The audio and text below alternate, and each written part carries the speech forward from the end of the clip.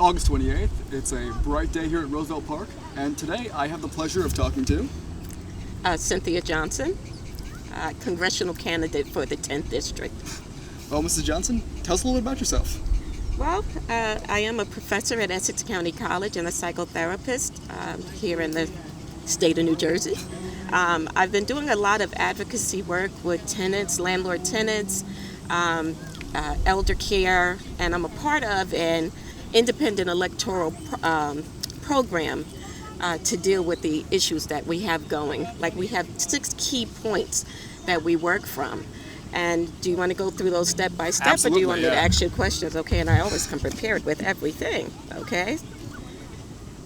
All right, so the first point is all who live here should have equal rights. End all deportations, all detentions, mass incarceration, prison labor, all violations. All who live here have the right to quality free education at all levels. Free health care, free transportation, free housing, and free, clean, sustainable energy. Point 3 is all live here have the right to sustainable, socially reproductive, and rewarding jobs at just wages. 4, workers' global reconstruction, not capitalist militarism, which is the initiation of a democratically controlled, sustainable global reconstruction program to urbanize, reforest, modernize agriculture. All right.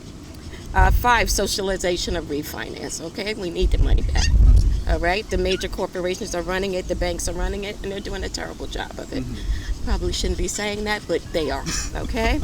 And 6, real democratization, equal votes for all, abolition of U.S. Senate and electoral college, and on. All right, so that's just a brief summation. I mean, that's a pretty thorough platform, a lot of key reforms there, but what made you make the jump from doing advocacy work at the grassroots level to running for Congress? Well, what I started noticing were that we had a choice few that were running. We have the Democratic steam machine that's basically controlling everything, and they have their people that they want to get into office, and literally they shut down everybody else. I think that everybody should have a fair opportunity to run for office and to put their viewpoints out there to make the changes that are necessary in society, as opposed to us continuing to go on the way we are. Because if you look around, I would say like 85 to 90% are running around depressed, have anxiety, from the financial constrictions, everything that's going on out here in society. So we need people out here now that are going to make a change and are not afraid to let their voices be heard. Absolutely. Now, looking into your past, I'd say, what kind of got you here politically? What motivated you to get involved in politics first? All right, so for me, it was starting out with the landlord-tenant issues. And what it boils down to is New Jersey is basically, not even basically, seriously a landlord state. There are laws on the books to talk about habitability and all of the things, the rights that we have to decent housing. However, when you get into court, because it is a landlord state, there is no possibility, or a very rare possibility, of anybody going into court winning their case. So I started pretty much coasting through the court system. I stayed down in the court system all day. This was before COVID hit. I was talking to the tenants, advising them of their rights. I started running workshops on the marine defense and what is needed in order for them to move forward and to maintain decent living conditions without being put on the street. And then here comes affordable housing. With the affordable housing, even though you may be able to maintain those decent living standards, once you start dealing with the median income, which is not actually the median income, I don't know where they're actually getting these numbers from, but you really can't afford to live here anymore. So they start removing the word gentrification and adding displacement on, but we're looking at gentrification as a whole. So let's zoom in more on the tenant-landlord issue. What do you think can be done, in your mind, to change the system and benefit tenants more? Well, the first thing we need is to have the playing field leveled. The laws need to be restructured, and right now we're working on some legislation to make some changes. Not so that it's not looking like the landlords don't have any say so. That's not the issue. The issue is to make sure that the people that live here can afford to live here, to make sure that while they are here, that they can afford to live here. I think I said that twice. And that they, have a fair chance of maintaining in the place. A lot of people have grown up in these areas and are being forced out systematically. So the laws need to change on the books. New legislation needs to be passed. I've written a couple of laws. I actually wrote something regarding the foreclosure process. I put it in as a resolution. I let it sit there for a couple of years, and then one of the council people took it over as their own. But that's okay. It worked. Okay, it worked. So, just certain things need to be put in place. But the biggest thing of all, it's not about attacking other politicians. That's not what the goal of this is. It's accountability. Once we vote for you, you have a legal and moral and ethical obligation to follow through to make sure that your constituents are safe and well taken care of. And if you are in there just for a salary, that's an issue. Now, if you don't mind, could you take us through one of these legislative proposals regarding tenants' rights that you submitted? All right. One of them is just reworking that entire rent control handbook. All right. But not so much reworking it, but making sure enforcement takes place. The entire code enforcement system needs a revamping. Because right now, in the Essex County area, and Hudson County, I can talk to you specifically about them. Sure. Once a call gets made into code enforcement, what they're supposed to do is come out, investigate. If a citation is necessary or a summons is necessary, they're supposed to issue it, give the landlord a date to have it fixed, and then follow up on it. They're not following up on it. They're supposed to come back again if another call is made. If they show, if you can get them on the phone, if anything. Then what they're supposed to be doing is issuing these violations, these summonses to get the landlords into court. And if they don't fix it, they can fine them on a daily basis. So for me, in that aspect, it's about accountability. You have got to follow through. One of the other things that I added in there was to have a citizens review board. So when these inspectors are going out to the apartments or to the homes, there's a review process to go with it, a group of people to go with them. Everyday Joes, like me, to go in and watch and make sure that things are documented and followed through. Well, moving from the legislative level to the grassroots level, when you lead the Essex County Tenants Union, what does your everyday work in that field look like? Literally, I'm getting phone calls, I would say about 6 hours a day. Okay, I've got this wrong in my apartment, I've got that wrong. I take up what it is, I have them send me pictures, or sometimes I go into their homes, and then I contact the landlords. All right, find out what we can do to try to mediate the circumstances, and when are you going to fix it? And if there's no response, the next thing is a call into code enforcement, and then that's when I follow through on it. And if necessary, an email into the mayor's office goes. Okay. Well, moving beyond just the tenant-landlords issue, your campaign focuses on a lot of different issues. Yeah. Let's talk about another Roe v. Wade. What can be done about that today? And I sigh as I say it. That was one of the saddest decisions I've ever heard. Someone sent me an email before that said, if you don't have a uterus, you need to just be quiet, okay? To take those rights away from women is a nightmare. There are various situations that pop up. People are being molested, raped, you name it. How do you say that you were forced to have a child? Look at a 10-year-old that may have gotten raped. What do? Do you force the child to have the baby, and then what? The child goes into foster care? That really, it needs to be overturned, all right? And the only way I see that happen is if we get rid of those that are in those seats. We need a whole new Congress in. We need a whole new Congress in office. And that's how I feel. I really feel that way. Out with the old and in with the new. Absolutely. Now, we can do that in Congress, too, but how do you feel about the state of the Supreme Court with a large conservative majority right now? Yeah, we need to obliterate that as well. What do you think can be done to reform that body? Well, something, it's so hard to try to deal with situations like that because we've got the moral majority that's handling it, okay? And it's their morals that are causing the problems. It's their morals that are causing the issues. It's this negativity and the outdated and the old thinking, all right, that I don't know where it arose from. Like one man or one woman one day said, I think this is wrong, and everybody just latched on. Okay?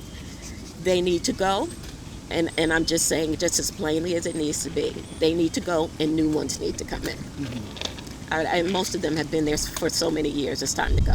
Right.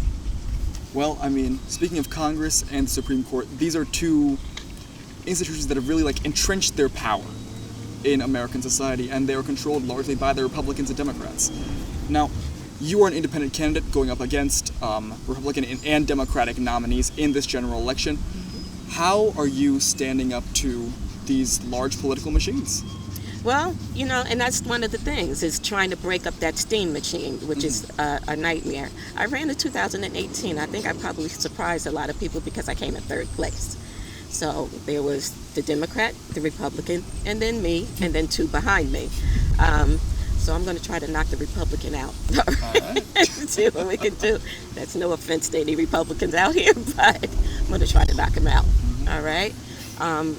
They need to understand that there are other people out here with different ideas that have different viewpoints and different ways to make changes within society. Something that is not so emotionally exhausting to everyone, because their behaviors are causing emotional extremes. I read in the newspaper a little while ago that there was somebody who was being evicted, lured the tenants outside and started shooting them. All right? Look at all of the mass shootings that are popping up everywhere. This is not because people are happy. This is because people are sad and there's a sickness that's out here. How do we address this? Do we throw them all on the street? All right, do we throw them all in mental institutions, which is what they were doing at first, and then they started releasing all of them onto the street, and everybody was confused by that. Took away their benefits, took away their medication, took away their everything. They were just on the street, and if you look down around Penn Station or around Jersey City, Journal Square, and I know they cleaned up a lot of people around Journal Square. If you look around, you see these same people just strolling along the streets. How do we provide care for them? It's not about making sure that they get the mental health coverage. It's about making sure that they have the insurance coverage to get it. A lot of places are just not giving them free insurance, so which is another part of the platform. Free insurance and free coverage for everyone. Absolutely.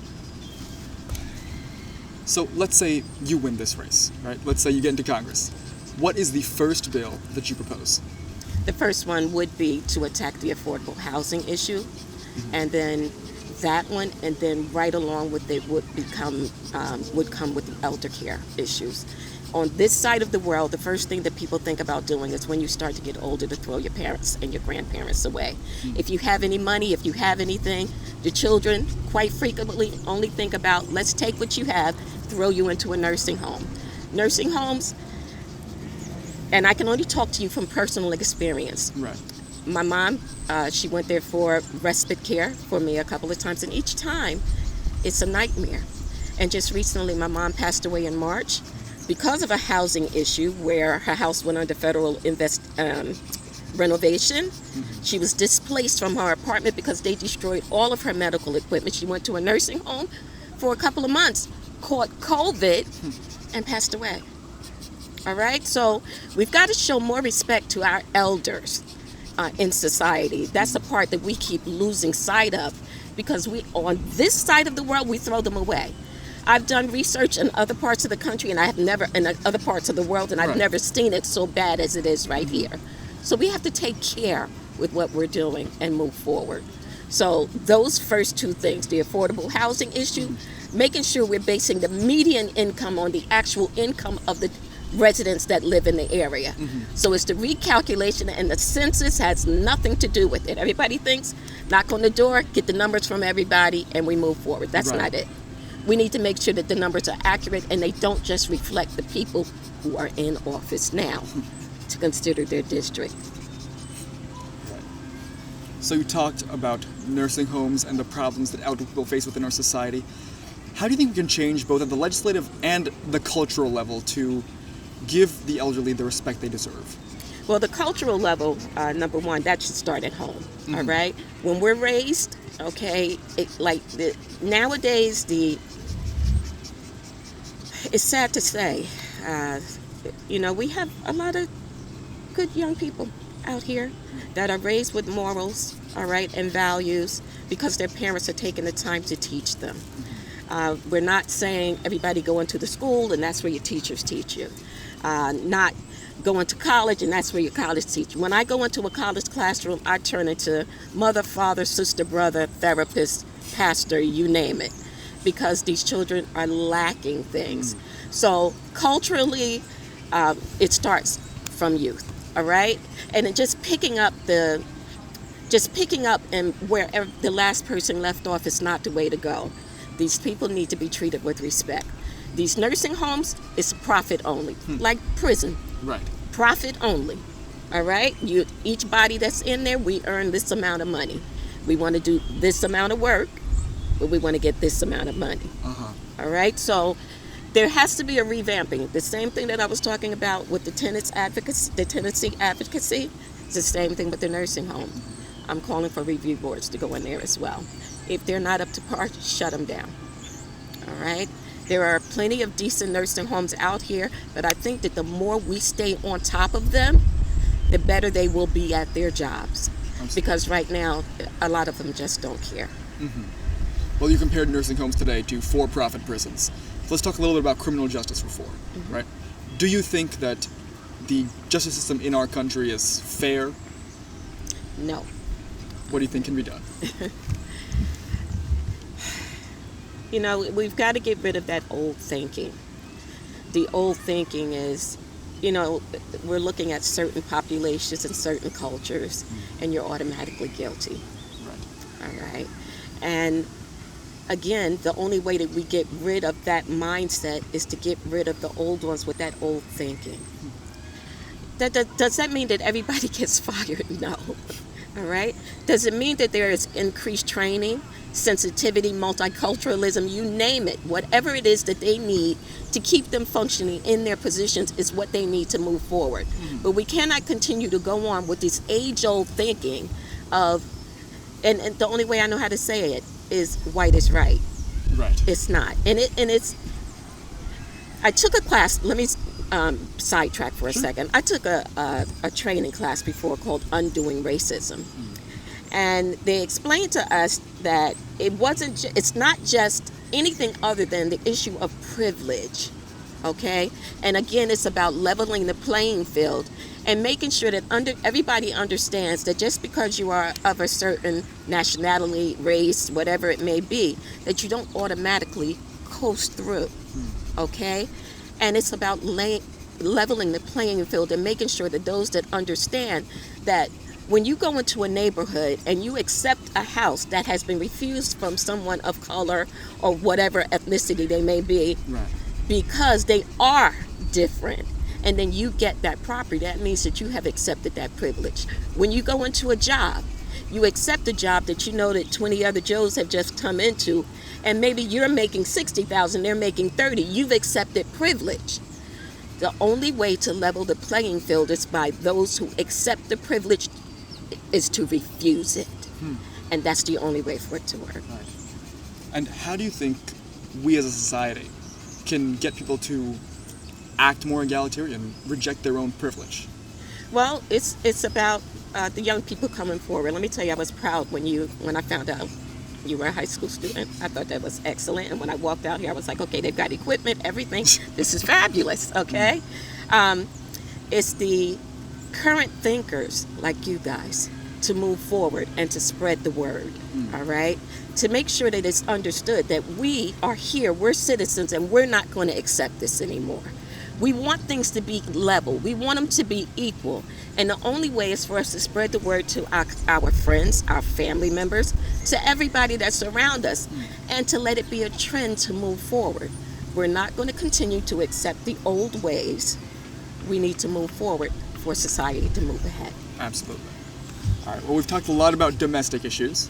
Let's talk a little bit about foreign policy, American foreign policy. We've intervened in a lot of countries in in the 21st century so far, right? But the big conflict right now is Russia and Ukraine. Do you think we're handling the conflict there appropriately? I don't. You know, I really don't. I think that there should have been some major, and probably putting my foot in my mouth now, but there should have been some major intervention from the beginning.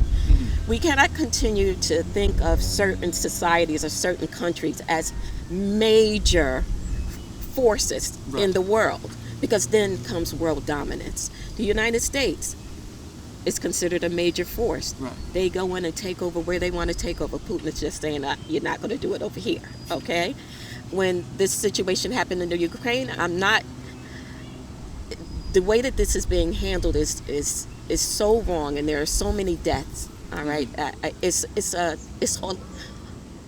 holistic.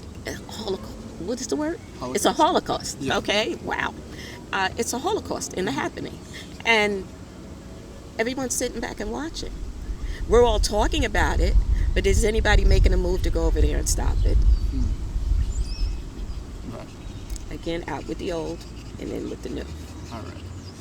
Well, I mean, you mentioned how the United States, using its like major power status in the world, has gone to other countries and caused a lot of harm, done conquest. What do you think the U.S. can do to right its previous wrongs with these countries? You know, this is going to be 200, 300 years in the happening. Right. They have to admit that they were wrong first and accept that they were wrong. And I don't see that happening anytime soon. All right? The only way we're going to have major change there is going to have to be forced. And that's sad. Yeah. It's going to have to be a forced change. There's going to have to be a law written. There's going to have to be a judge or a president, or even the president can be overridden, but a law that's written that says if you continue on like this is going to, you will be penalized. But it's not going to happen as long as we still go on with the same antiquated behaviors, the Constitution being the way that it is. Everything needs to be redone. All right. Well, we've talked about a lot of issues today, but we also have a lot of issues that we haven't talked about.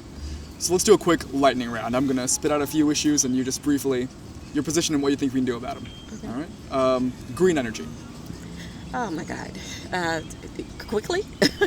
Take the time, take as much time as you need. All right. We started this problem from the beginning when we started with, just destroying the earth. Okay. How do we get back from that when we still have the major companies taking down major land masses still all over the world? Let's go into Africa, the Maasai. Right. You know that they base their wealth off of how much cattle and how much land they have. They are now being moved off of their land because of it being purchased privately. I've never seen anything like that happen before in my life. Okay, not in my lifetime. I mean, I've read about it, we know. Yeah. But that and, it's the lack of respect that we have for what's physical and what's here for right now. They're not getting that once we lose it, it's gone. All right? Again, the major corporations are in it for money, and that's it. They're not thinking about anything else. I want to make my money right now. All right? So they're destroying the earth, destroying the green, what we need to breathe. Firearm regulations. Okay. Did you see that one? It struck a nerve. I am firmly opposed to having firearms. I really am. The amount of deaths that we have from firearms on a daily basis is remarkable. I don't believe that there should have ever been any legislation passed to say that it's okay to have it. And I'm fighting hard to make sure it's taken away. All right, so NRA, we're coming for you. All right. FBI, CIA, NSA, government surveillance.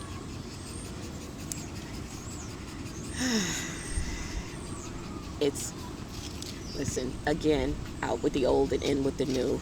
Until they are held accountable for the things that they've been doing, because they're taking the orders from someplace. All right? They're not just doing this on their own. They're just coming out. All right? They're coming from someplace that's telling them that it's okay. And when you start reading the rules and the laws and everything, whereas there's these gray lines that say, well, they can do this and they can do that. Okay, well, we redact this portion, but you have, it's espionage. All right? But they don't call it that. Right. It's legal. Right. It's wrong. Yeah. What more can I say? It's wrong, and it should be illegal. All right, but it's not for them. Right. All right. Drug legalization. All right, so the marijuana issue I'm also a substance abuse counselor. Oh, okay. And the amount of problems that I see coming through my office on a daily basis is a nightmare. The opioid epidemic is phenomenal. I don't think a lot of people even understand how bad it is with people using dope, all right, heroin. And nowadays they are mixing the drugs up all over the place, and people are dying on a regular basis. I don't believe that it should be legalized. I never thought the marijuana should even be legalized because it is a gateway drug. So they start smoking the marijuana, and then the next thing we know. But to each his own. If you're using it for medicinal purposes and you have a license, you know, what can I say about that if you need it for pain? But you have to actually prove that you need it for pain, which is a violation of someone else's rights. All right. Well, if you don't mind, I'd like to follow up on this one, actually. You're a substance abuse counselor. What do you think can be done to give these people more of the support that they need? Well, we definitely need more centers open. There's not enough, and a lot of the counsel that probably some people will get angry about this, a lot of counselors need additional training for this. A regular therapist should not be doing substance abuse treatment without the proper training. They need more. It's not even about more government support. The money is there for them to get the treatment that they need. Everything is there. It's trying to get the drugs out of the cities, to get the drugs off the streets. Because, you know, where there's a will, there's a way. But if you can see a car full of drugs coming in, we know when the drugs are coming in. When you can see them coming in and nobody's doing anything, you see the cops watching it come in, see the cops watching it being handed off on the street, because you can see them when you go into the inner cities. And you're just standing there and not doing anything. The support that they need is really based, you know, there needs to be a lot of inner work done. We need to get to the root cause of what's going on with them. It's not always, I just decided I just wanted to use drugs all of a sudden. There was a basis for it. The amount of clients that I've had that were sexually molested when they were young, all right, were abused physically when they were young, is phenomenal. And then by the time you get to that, like in the substance use treatment centers, they're working on the surface, giving you methadone. It's not about getting you off. Methadone is big business too. All right? So it's about getting to the root cause and address the entire individual as a whole to try to resolve the issues that are there to get to the cessation of the drug use. Okay. I'll give you one last issue. Police brutality, police reform. Well, you know, we've been talking about police reform for the last umpteen years. And they still only get a smack on the wrist for the things that they do. And until the penalties get to be more severe, they will continue to do it. I'm not saying that there are not good cops, because there are. I think that for the ones that are the bad cops, they're getting away with too much. And then that blue code of silence literally shuts everybody down. You don't tell on another cop, even if you know they're doing wrong. All right? And I can only talk about that because I was an assault victim by a police officer. It took me 5 years in the FBI to get him away from me because he was stalking me. All right? So the hoops that we have to turn to, and I call myself an everyday Joe. Right. So imagine what the ones who don't fight go through. I fought. You know. So. Wow. All right. Well, one last question to end the interview on a little bit more of a lighthearted note. All right. If you could choose one song to sum up your campaign, represent it, what would it be? A song? That's not a cliche. I am everyday people. I don't even know if that's the name of it, but Sly and the Family Stone. Okay. I am everyday people. All right. Well, thank you very much for coming out. You're so welcome. All Thank right. you for inviting me.